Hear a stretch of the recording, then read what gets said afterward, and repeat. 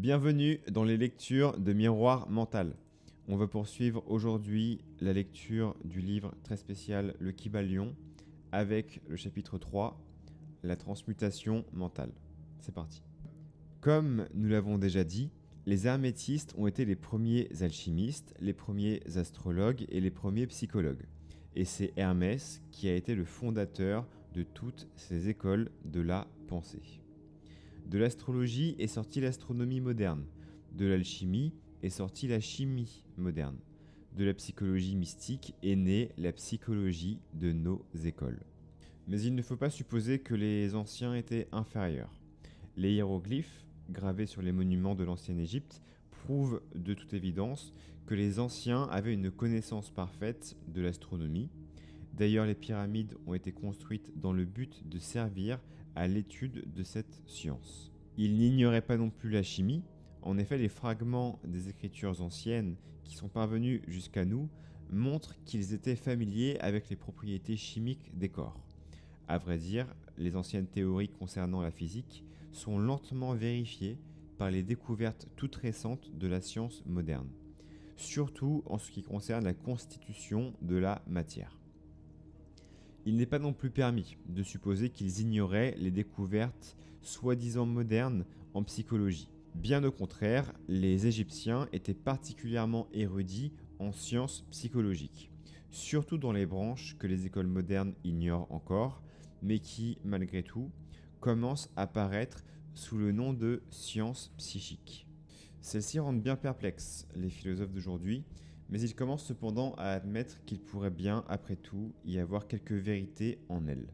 En réalité, en dehors de la chimie, de l'astronomie et de la psychologie matérielle, les anciens possédaient une connaissance étendue d'astronomie transcendantale, c'est-à-dire d'astrologie, de chimie transcendantale, appelée alchimie, de psychologie transcendantale, c'est-à-dire psychologie mystique. Ils possédaient le savoir intérieur aussi bien que le savoir extérieur, tandis que les savants modernes ne possèdent que ce dernier. Parmi les nombreuses branches secrètes de connaissances qu'avaient les hermétistes, se trouvait celle qui est connue sous le nom de transmutation mentale, et constitue le sujet de cette leçon. Transmutation est un mot communément employé pour désigner l'art ancien de la transmutation des métaux grossiers en or. Le mot transmuter signifie changer une nature, une forme, une substance en une autre, la transformer. Par suite, la transmutation mentale est l'art de changer, de transformer les états, des formes et des conditions mentales en d'autres conditions de nature différente. Il vous est maintenant facile de comprendre que la transmutation mentale n'est que l'art de la chimie mentale, ou si vous préférez, une forme de psychologie mystique pratique. Mais ce mot signifie encore plus qu'il ne paraît. La transmutation, l'alchimie ou la chimie sont assez importantes dans leurs effets sur le plan mental pour ne pas être mises en doute. Si l'art de la chimie mentale s'en tenait là, il serait tout de même une des branches d'études les plus importantes connues de l'homme. Mais ce que nous avons dit ne constitue qu'un commencement. Voyons pourquoi. Le premier des 7 principes hermétiques est le principe de mentalisme, dont l'axiome est « le tout est esprit, l'univers est mental », ce qui signifie que la réalité de l'univers est esprit et que l'univers lui-même est mental. C'est-à-dire qu'il existe dans l'esprit du tout. Nous étudierons complètement ce principe dans les prochaines leçons, mais voyons dès maintenant si son effet est véritable. Si l'univers est mental, la transmutation mentale doit être l'art de modifier les conditions de l'univers, en ce qui concerne la matière, la force et l'esprit. Vous voyez donc que la transmutation mentale est vraiment la magie dont les anciens écrivains ont tant parlé dans leurs ouvrages mystiques, mais pour laquelle ils ont donné si peu d'instructions pratiques.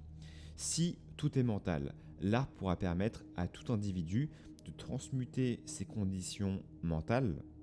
Il pourra rendre le maître contrôleur des conditions matérielles, aussi bien que celles ordinairement appelées mentales.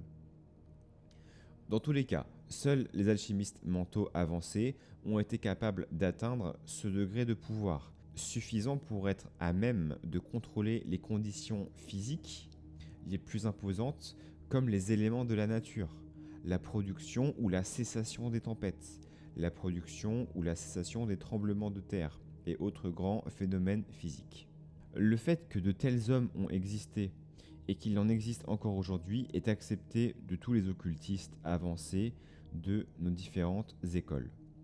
Que les maîtres existent et qu'ils aient en leur possession ces pouvoirs, les meilleurs professeurs l'affirment à leurs élèves, ayant vu des faits, des exemples qui les justifient dans de telles croyances et de telles affirmations.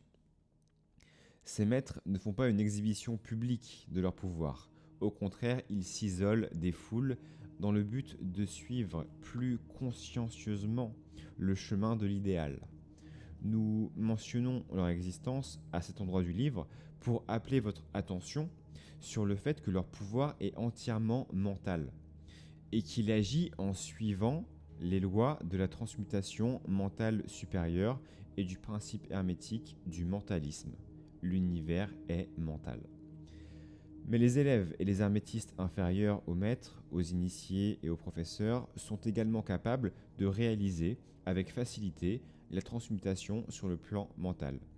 En résumé, tout ce que nous appelons phénomène psychique, influence mentale, science mentale, phénomène de pensée nouvelle, etc., obéit aux mêmes lois générales, de quelque nom qu'on désigne le phénomène. Il n'y a jamais qu'un seul principe invoqué. L'élève et le praticien de la transmutation mentale agissent dans le plan mental, transformant les conditions et les états mentaux en des conditions et des états différents, grâce à un certain nombre de formules plus ou moins efficaces. Les divers traitements ou affirmations de l'école de la science mentale ne sont que des formules de l'art hermétique, souvent très imparfaites et peu scientifiques. La majorité des praticiens modernes est très ignorante si on la compare aux anciens maîtres, car il lui manque les connaissances fondamentales sur lesquelles tout l'ouvrage est basé. Non seulement il est possible à quelqu'un de changer ou de transmuter ses propres états mentaux à l'aide des méthodes hermétiques, mais encore il lui est possible de modifier les états des autres. D'ailleurs, il en est constamment ainsi. Quelquefois inconsciemment, mais plus souvent consciemment de la part de quelques individus qui ont compris les lois et les principes de protection personnelle. Mieux encore, comme un grand nombre d'adeptes et de praticiens de la science moderne le savent, toute condition matérielle inhérente à l'esprit des autres individus peut être modifiée ou transmutée grâce à un désir ardent, à une volonté puissante et aux agissements de ceux qui désirent changer leurs conditions de vie. Le public est généralement si bien informé à notre époque de ces sortes de choses qu'il ne nous a pas paru nécessaire de décrire longuement leurs procédés. Notre but est plutôt de montrer simplement que l'art et le principe hermétique se trouvent sous toutes sortes de pratiques, si différentes qu'elles puissent paraître. Qu'elles soient bonnes ou mauvaises, la force, en effet, peut être utilisée dans deux directions contraires, suivant le principe hermétique de polarité. Dans ce petit ouvrage, nous décrirons les principes fondamentaux de la transmutation mentale. Celui qui les lira aura beaucoup plus de chances pour bien comprendre les principes sous-jacents et posséder ainsi la maîtresse clé susceptible d'ouvrir les nombreuses portes du principe de polarité. Nous allons continuer maintenant par l'étude du premier des 7 principes hermétiques, le principe du mentalisme, qui explique la vérité que le tout est esprit, l'univers est mental, selon les paroles du Kybalion. Nous recommandons à nos élèves la plus grande attention et une étude très sérieuse de cet important principe, car c'est vraiment le principe fondamental de toute la philosophie hermétique et de l'art hermétique de la transmutation mentale. Ok, fin de ce court chapitre dans lequel, selon moi, il exposait ce qu'il y a de sous-jacent à ce que nous on appelle aujourd'hui la loi de l'attraction, la loi de correspondance, etc. L'idée que, en transformant tes états mentaux et intérieurs, tu peux transformer même ta vie matérielle et influencer le monde extérieur. Ils le disent eux-mêmes d'ailleurs que beaucoup des philosophies contemporaines sont en fait toutes connectées plus ou moins directement à ces philosophies hermétiques. En tout cas, le principe reste le même. Travaillez vos états intérieurs, travaillez votre état d'esprit, travaillez votre mental et vous allez changer votre réalité physique.